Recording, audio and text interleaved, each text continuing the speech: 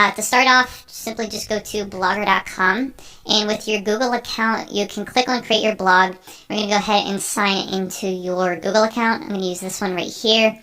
And the first thing you want to do is choose a name for your blog. So I'm going to call mine Tony Teaches Tech. Go ahead and click on next. And then, like I was saying, you get your free domain name URL. So it's going to be something.blogspot.com. I'm going to see if I can do tonyteachestech.blogspot.com. That's available, so I'm going to click on next. Confirm your display name. So this is me as the author of this blog. So I'm going to use my actual name, which is Tony Florida. Some people would say Tony Florida. And we'll click finish. So that is it until, that's all you need to do really to set up the blog. Now, we'll go ahead and get rid of this message. Like I was saying, we're going to do some customization of this blog. And what we're going to do first is choose a theme. Okay, so right now, let's take a look at what this looks like by default. You get a blog that looks like this. Pretty decent, right? You got your profile over here. Not too much going on here in your header, and there's no content obviously at this point. So let's go into the theme section here. And what's cool about blogger.com is the fact that you can choose any one of these pre-built themes. Okay, so you got Contempo, various shades of that. Down here, Soho, it's a little bit different, more visual, more visual than this one. This one looks like it's geared towards potentially food bloggers. This one's a little bit more corporate feeling. So yeah, you can come through here and look at what theme you like most out of all of these. I'm going to go with the Contempo light theme, and that might be already what I have, but what I want to do here is customize this, okay? And this is where we're going to get into, like, what I do on here on the screen might be different for whatever you need to do, but I just want to show you the general concepts about how you can work with the blogger.com in order to customize it. So I don't like this image. I'm going to change the image to something else, and this is going to be like a technical blog, so I want to have something along that pattern. So I'm going to pick this technology category and see if anything looks cool in here.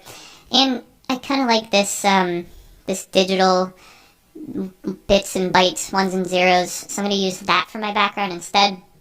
So I got my title here, a nice background. And so first glance here, it doesn't seem like you can customize a lot, right? You only have the background, advanced, and gadgets. But what a lot of people don't realize is under the drop down here, under the advanced section, you can actually customize every single, or pretty much every single element on this page. So the text of the page, the background, which we just did, how the links look, and I'll just click on a couple of these. Link color, the color of the link when you visited it, the color of the link when you hover over it. So we're not going to go through all of these, but I just want to make you aware that they exist. The only thing I'm going to change is the width of my content itself. So I tend to prefer with my websites having a narrower width. So that'll be this right here. We can just slide this to be wider or narrower. So I like to, and you'll see when we add content to the website, you'll see how this looks. So we'll do something like that. We can always come back in here and change it if we need to. But in general, this is where a lot of the customization happens. Now, you'll see, well, first of all, let's save this. So down here in the bottom right-hand corner, we can save this. You'll see that you have a profile here. It's blank. We want to customize that as well. So let's get back out of here and look at our blog right now. And I'm going to visit the profile. It's blank, obviously, at this point. But in order to edit it, we can click on Edit Profile here. And what we want to change in here, the main things is a picture. Okay, so let's pick a picture of what we want to show up as the icon above your name. So I'm going to pick my logo for my website and upload that to blogger.com. And that looks good. And then the other thing we want to change in here, and you can feel free to, I don't think a lot of this is public on your website unless somebody clicks into it perhaps. But the one thing that we want to focus on is your introduction, because that is something that's going to show up on your blog. So I have something over here that I just wrote real quick, a little blurb about what my blog is about. So I'm going to put that in here. And again, you can fill out all the other sections, but these are the most important ones. Let's go ahead and save that profile.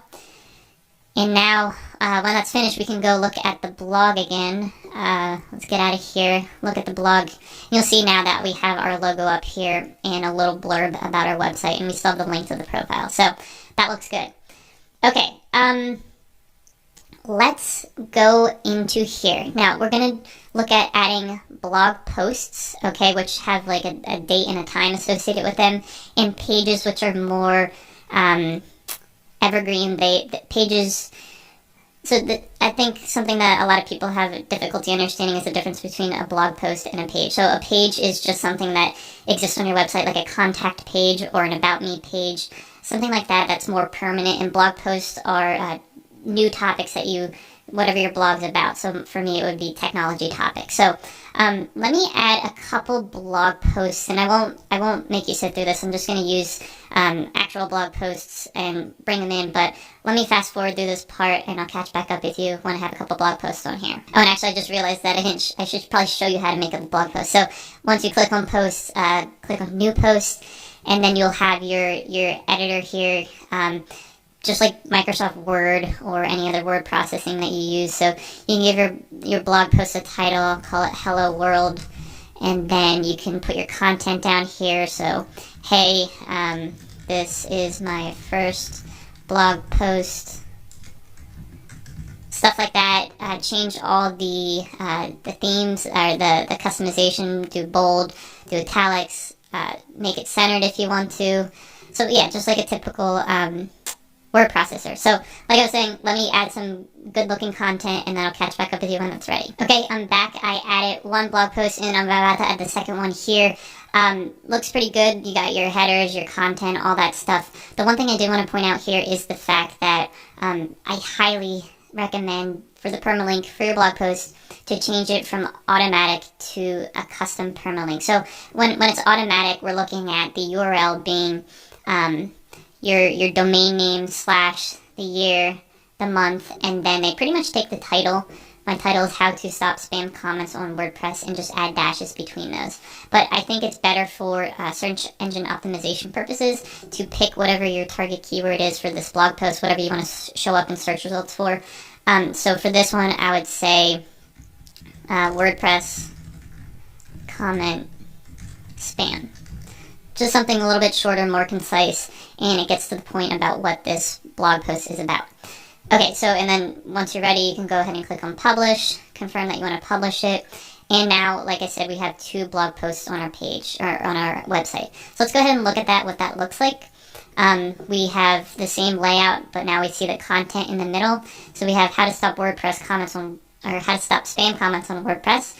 We get a little blurb about it, but if they want to read more about that, they can click read more. And then same thing down here, a little bit of an overview of what that blog post is about. So let's click on read more and see what this looks like. You get the full page, the full content of the blog post here. So that looks really good.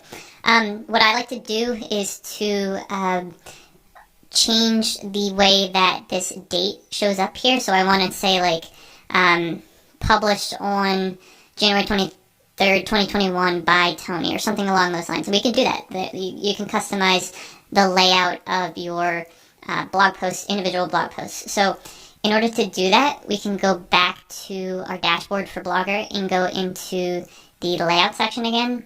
And in here, something that we didn't look at, well, we didn't look at layout yet, but if you go down here, you can see kind of how the structure of your page is laid out. Obviously, that's because we're in the layout section, but we want to look at the blog post section here and edit that, and that'll bring up this other window here. And like I was saying, we could change the way that the metadata associated with this blog post shows up, and all blog posts for that matter. So I want to click on by Tony Florida, and then the date. I can say by, so it'll say by Tony Florida on the date that the blog post was published. And you can change that if you want to pick a different structure. So really, it is highly customizable. And then you have all these other options to turn on or off, like share buttons and reactions and stuff like that. So we won't go through them, but I just want to show you that this exists and you can use it. So click on save, and we will see what that looks like now. So before, it just had the date. Now it says by Tony Florida. Oops, I put an extra Y in there. My bad. Let Let me modify that one more time, and then it will look good. So we'll save that. Good blog. So by Tony Florida on January 23rd, 2021. Okay, so like I was saying, there's two different types of content that you can make. One is a blog post and one is a page. So just like before, I'm going to add a page or two to the website. To do that, you can click on pages and then add a new page. And very similar structure here. You got your title, your content, and then all your publishing options over here. So let me pause again. I'll add some content here, and then I'll catch back up with you when I'm ready. Okay, guys, I'm back, and I created an About page, which we'll take a look at in a second. But you can see that here we have our About page called About Tony. The thing here is if we go to our website, by default, there is no easy way to access our About page. Our archive is only dealing with our blog posts. So what we want to do is edit our sidebar over here to add a link to the About page. And we can do that if we get it back out of here and go into the layout section again. And like I was saying, this is the structure of how your website is laid, like the main skeleton structure of it. I guess what we want to do is add a gadget to the sidebar bottom section. So right now we have our archive like we saw, labels, which there's not much there, and the report abuse. We can, in here, if you don't want to show this, you can get rid of this, turn it off. And if you don't want labels to show up, you can remove that altogether. But what we're going to do here is add a gadget, and they're just using the terminology gadget here. It's just like a section to your website, and I'm going to add the pages section, okay? And you can give it a title if you want, but what you do in here is you can show what pages you want to, or you can choose what pages you want to show on your sidebar. So we can have a link to the home page, and we can have a link to the About Tony page. And you can pick whatever order you want them to show up in. I'll keep the default order here. And then when we click on save, we can go back to look at our blog. And now we'll have those links to those pages. So the home page will take us back home here. And the About page for About Tony will take us to our About page. And this is kind of what that looks like. We got